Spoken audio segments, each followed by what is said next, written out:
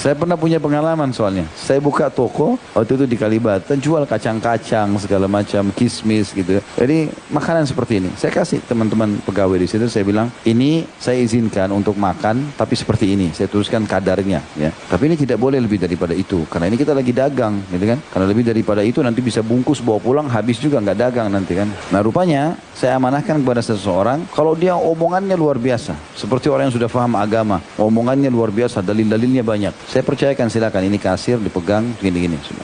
Nah sebenarnya terbongkar banyak hal yang terjadi pada dia. Dia tulis buat kartu nama, dihapus alamat toko. Jadi kalau ada setiap pembeli datang dikasih kartu nama dia, boleh order sama dia langsung. Karena dia sudah tahu supplier-supplier tempat kami beli, maka dia langsung ambil dari supplier untuk kasih kepada konsumen-konsumen. Berkhianat ini. Tidak boleh kita kerja di situ kemudian kita lakukan itu ya. Saya tidak tahu, ayah saya kebetulan datang, duduk di kasir, ditemukan kartu nama itu. Panggil Khalid, sudah tahu. Enggak, saya enggak tahu. Saya panggil dia, kenapa antum buat kartu nama begini? Nggak bisa ngomong. Tapi ada yang lebih parah lagi. Jadi ada banyak hal yang dilakukan akhirnya kebongkar. Saya berhentikan, sudah akhi antum jalan saja. Ini lebih baiknya ini tidak bisa. Kalau nggak amanah begini nggak mungkin. Karena saya percayakan uang segala macam. Tapi subhanallah ada orang begitu, tidak sadar. Mereka berkhianat, akhirnya jadi masalah. Makanya antum harus tahu hak antum apa. Gitu kan? Hak antum harus tahu mana hak antum, mana yang bukan hak. Ini kalau transaksi tidak boleh berkhianat. Sama juga kalau diamanahkan uang segala macam. Sampai kata sebagian ulama, ini pekahnya ya. Kalau seandainya dalam transaksi itu seorang konsumen membayar dengan uang lembaran baru, misalnya 50.000 baru, 100.000 baru, berarti itu haknya toko. Nggak boleh antum tukar dengan uang antum yang sudah tua.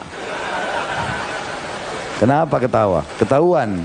Nggak boleh. Karena itu uang baru punya dia, bukan punya antum. Jelas nggak ini?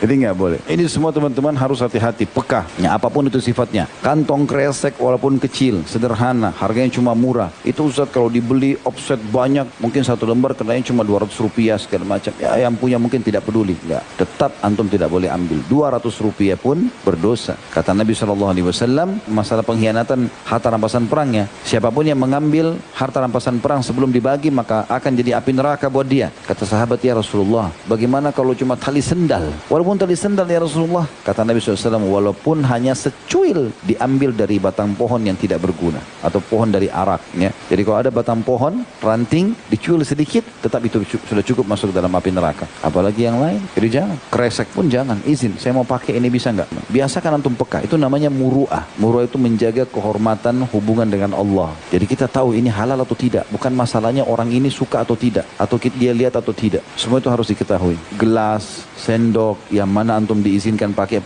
enggak, jangan. Tidak boleh sama sekali. Semua dalam hal apapun ya. Judul full kajian di YouTube.